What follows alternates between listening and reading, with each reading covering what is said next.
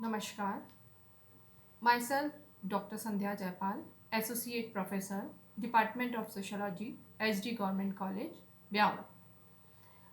हमारा आज का टॉपिक है संस्कृतिकरण। सबसे पहले हम संस्कृतिकरण क्या है इसके बारे में बात करते हैं।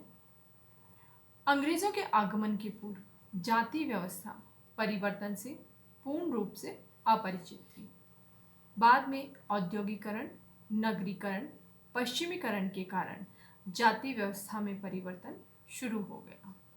यहाँ जाति व्यवस्था में एक संस्तरण पाया जाता है, अर्थात जातियाँ उच्च और निम्नता के आधार पर एक दूसरे को अपने आप से ऊंचा अथवा नीचा मानती हैं।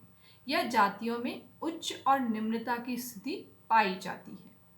यहाँ ब्राह्मण को जातीय संस्तरण में सबसे उच्च व शूद्र को सबसे निम्न स्थान प्राप्त है। सर्वप्रथम एम.एन. श्रीनिवास ने, जो कि बहुत ही प्रमुख समाजशास्त्री थे, भारतीय समाज में सामाजिक सांस्कृतिक परिवर्तन की प्रक्रिया के दौरान संस्कृतिकरण की अवधारणा विकसित की।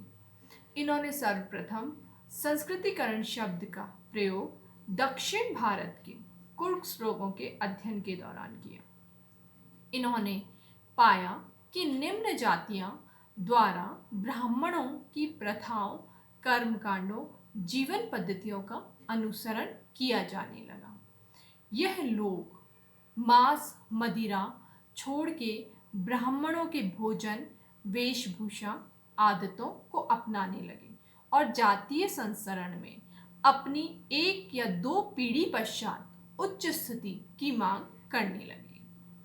शुरू में तो निम्न जातियों द्वारा ब्राह्मणों का अनुसरण करने के कारण एम.एन. श्रीनिवास ने इसे ब्राह्मणीकरण अवधारणा का नाम दिया, लेकिन बाद में उन्होंने पाया कि निम्न जातियां ब्राह्मणों के अलावा भी अपने से अन्य उच्च जातियों की जीवन शैली का अनुसरण कर रही है, यानी उनकी वेशभूषा, भोजन, आदतों को अपनाने का प्रयास करती है।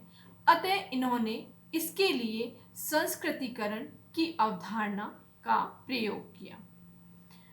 संस्कृतिकरण का अर्थ और परिभाषा, इसके बारे में जब हम बात करते हैं तो हम ये कह सकते हैं कि संस्कृतिकरण को श्रीनिवास ने अपने अनुसार परिभाषित करने का प्रयास किया है, जिसके अंतर्गत श्रीनिवास ने बताया कि संस्कृतिकरण एक ऐसी प्रक्रिया है जिसके द्वारा निम्न जातियां उच्च जातियों की, विशेषकर ब्राह्मणों के रीति रिवाज, संस्कारों, विश्वासों, जीवन विधि का अनुसरण करती है। एम.एन. श्रीनिवास ने अपनी पुस्तक कास्ट इन मॉडर्न इंडिया यह बताया कि यह अर्थात सामाजिकरण एक गतिशीलता प्रक्रिया है, जहां निम्न जातियां शाकाहारी व मद्यपान निषेध को अपनाकर एक या दो पीढ़ी में जातीय संस्करण में ऊपर की ओर अग्रसर होती हैं। श्रीनिवास ने वास्तविकता को ध्यान में रखते हुए संस्कृतिकरण की और अधिक स्पष्ट संशोधित परिभाषा दी है। अर्थात उन्होंने बताया कि संस्कृतिकरण वह प्रक्रिया है जिसमें कोई निम्न हिंदू जाति, जनजाति किसी उच्च जाति के रीति रिवाज, विचारधारा, कर्मकांडों को अपनाती है। यह जातियां इस तरह से जातीय संसरण में अपनी स्थिति को ऊंचा करने की मांग भी करती हैं और एक या दो पीढ़ी तक दावा करने के बाद उन्हें स्वीकृति मिल जाती है। उन्होंने बताया कि संस्कृतिकरण एक गतिशील प्रक्रिया है। इसी तरह से संस्कृतिकरण की कुछ विशेषताएं भी एम.एन. श्रीनिवास द्वारा बताई गई। उन्होंने जो विशेषताएं बताई हैं उनके बारे में हम बात करेंगे।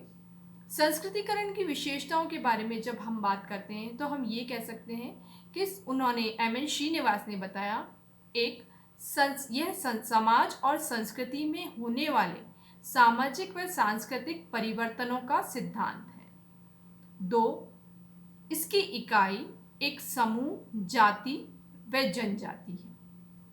3, संस्कृतिकरण का संबंध निम्न जातियों से होता है। 4, यह जनजातियों से भी संबंधित है, अर्थात केवल जातियों से संबंधित नहीं है। संस्कृतिकरण जातियों में नहीं बल्कि जनजातियों में भी देखने को मिली है। अर्थात भारत में भील, गोंडा, हिमालय की पहाड़ी जनजातियां अपना संस्कृतिकरण करती है और एक जाति में होने का दावा कर हिंदू बन जाती है। 5, संस्कृतिकरण दो तरफा प्रक्रिया है। 6, संस्कृतिकरण की प्रक्रिया में जाति अपने आसपास की जातियों से ऊपर उठ जाती है, अतः ये एक पदमूलक परिवर्तन है। 7, संस्कृतिकरण एक सार्वभौमिक प्रक्रिया है। 8, संस्कृतिकरण के कई आदर्श हो सकते हैं। 9, संस्कृतिकरण निम्न जातियों की महत्वाकांक्षाओं की सूचक है।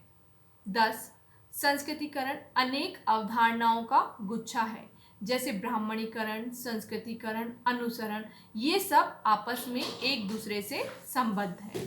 11, अग्रिम सामाजिकरण है, अर्थात संस्कृतिकरण एक अग्रिम सामाजिकरण है। पहले किसी उच्च जाति की संस्कृति को ये अपनाते हैं, फिर बाद में उच्च स्थान उन्हें प्राप्त हो जाता है। तो यह संस्कृतिकरण के बारे में है, संस्कृतिकरण का अर्थ, परिभाषाएं और विशेषताएं। धन्यवाद।